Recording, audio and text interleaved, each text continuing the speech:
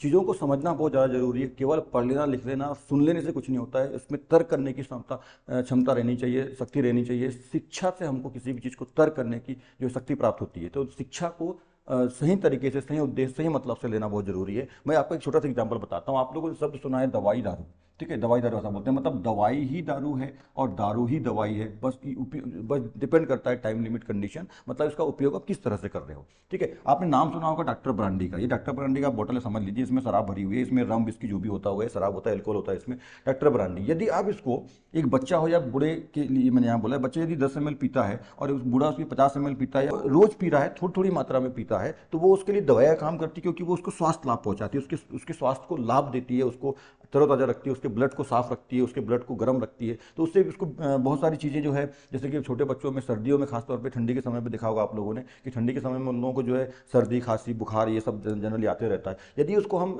मतलब दूध में, माँ के दूध में या गर्म पानी के साथ में यदि 2-4 ml के साथ देते जाएं उसको दवाई ठंडी के समय में, तो उसको स्वास्थ्य लाभ होता है, दवाई का काम करता है वो। यही डॉक्टर ब्रांडी जो कि एक शराब होती है, अल्कोहल होती है, इसमें किसकी मात्रा होती है, अल्कोहल की मात्रा होती है।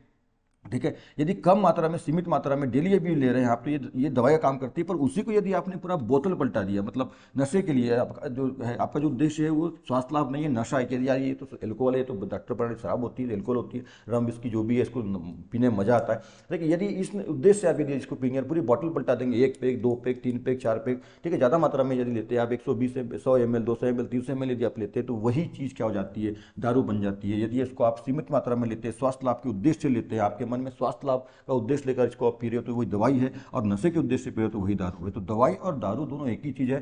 डिपेंड करता है कि आप उसको किस तरह से इस्तेमाल कर रहे हैं, आपकी सोच क्या है उसको इस्तेमाल करने की। बात समझ में आ रही है?